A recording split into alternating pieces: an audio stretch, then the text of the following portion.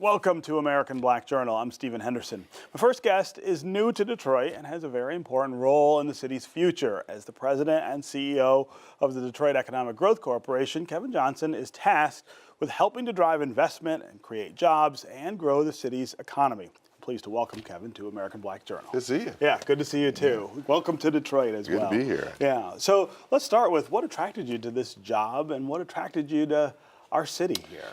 Well, first, I think there were a couple of observations that I had. One was as I came and I toured the area, I saw an infrastructure that was built for positive economic growth. Yeah. I don't think there's any city in America that is more prepared for opportunities to brand and grow and prosper itself like Detroit, because the infrastructure was here. The second thing that attracted me to the city was the people. There was this kind of attitude, Detroit attitude. Let's get this thing going kind of attitude. Yeah. And it's easy for that to be something that you can wrap your arms around, and so that was really it for me. Yeah. And since you've been here, tell us about the things you're learning about this community, about the economy here, and the role that DEGC can play in this rebirth that we're all trying to work so hard on. Well, DEGC's role has been and is for the last 40 years a catalytic agency that supports upward growth and prosperity in the city. We have a responsibility as an agency to focus on some key areas. One is job growth and creation. Yeah. The other is neighborhood revitalization and entrepreneurial development. And we do that through a variety of ways, and I know we'll get into that a little later. And third, and most importantly, we need to be an active voice in promoting Detroit as a positive place to do business. Yeah. And when you factor all those elements together, and there's a stick-to-itiveness to that messaging, then the job attraction piece becomes a lot easier for us. Yeah, yeah. Let's talk about the work that DEGC is involved in. I think when a lot of people think of DEGC, they think of big developments, negotiating big deals for companies to come here or to get stuff built. They don't think of the neighborhood work that you guys do because they probably don't know much about it. Well, the neighborhood work, and I don't say this to be anything other than the truth. The neighborhood work is and is in a lot of cases more important. Yes. Because neighborhoods are where people live. Right. And when neighborhoods are stable, that means that people are getting the goods and services that they need. So we have neighborhood developments in a lot of different varieties. One, manufacturing in neighborhoods here works. Flexing Gate, case in point. Flexing Gate is a great right point. in the neighborhood. In the east side. In the east side of Detroit. Van Dyke.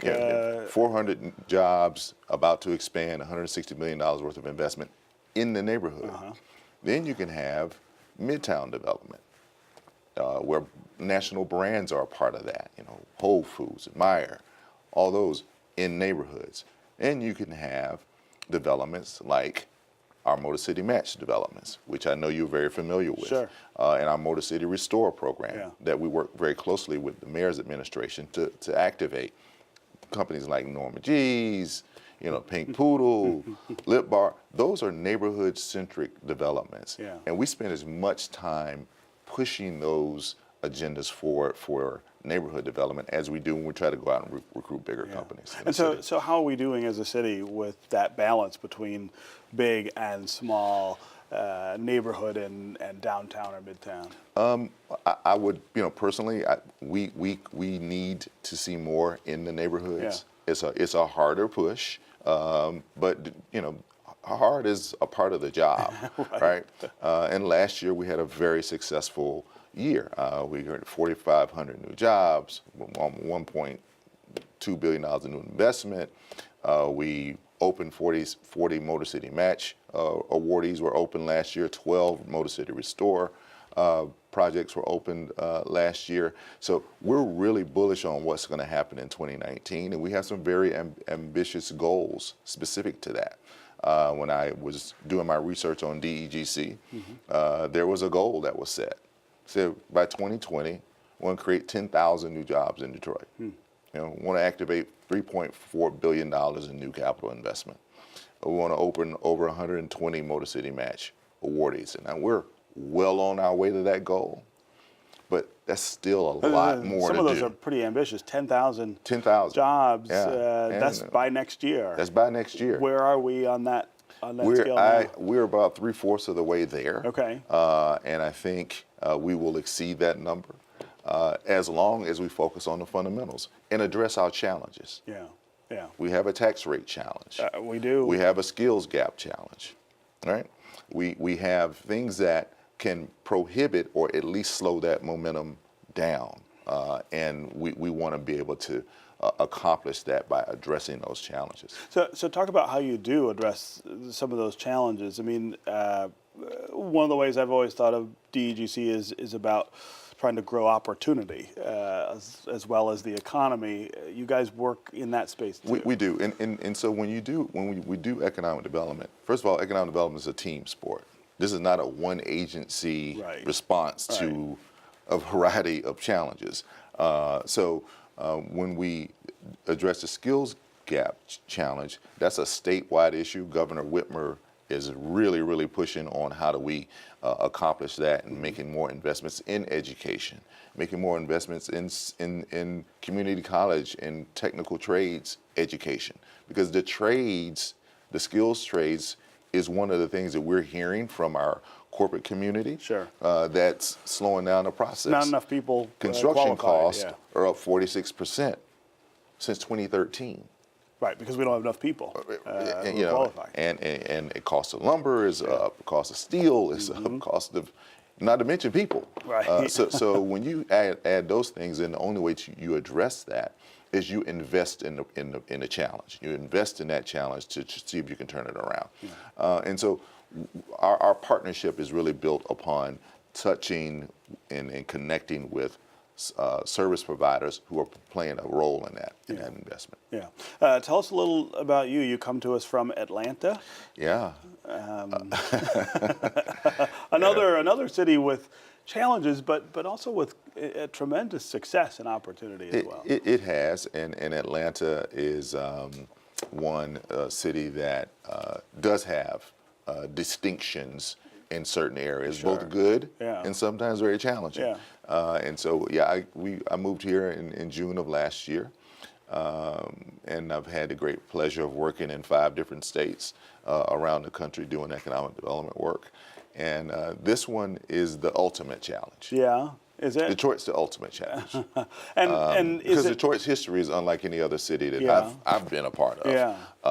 And because of that, this gives me the motivation to try to do some things differently than what I have. Some of the techniques I used in Atlanta and in Raleigh, Durham, and in Phoenix, Arizona won't work here. They won't work here, huh? Yeah, because the dynamic is different. It is. It is. When you talked earlier about one of your jobs being selling the city to prospective investors, I guess that's one of the ways in which that experience in other cities really helps you think of the ways that we're different, and that sales pitch has to be different. There is a value proposition that must be put forth in every level of corporate attraction, whether it's a small entrepreneur to the large Fortune 500.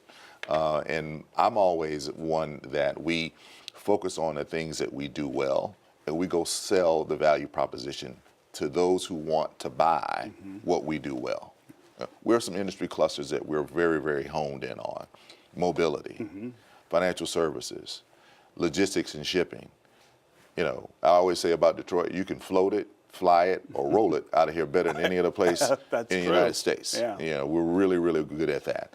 We're focusing on apparel. Detroit is an emerging fashion and apparel industry. A company like My Locker that is doing great things over in Corktown with customized apparel printing and the like. We're focusing on healthcare. This is a healthcare center. Right. These are all assets from your point of view. I think we think of them as just things that we have. I mean, it's They're not it's always things you- interesting. it's not that, Yeah. right? Financial services. Yeah. You ever equate Detroit with financial services? Right. I mean, it's not But something but we you think are. of. We are, right? You have Rocket Mortgage and Ally Financial and Chemical Bank, all kind right of there. right there. Right. I think you're in the financial services business, and we can go to the market and share why those companies have chosen Detroit to base operations, and say, "Come get some." Yeah. All right. All right, Kevin Johnson. Welcome See. again to Detroit, and thanks Good for to be being here. Thank you so much for having me. We'll catch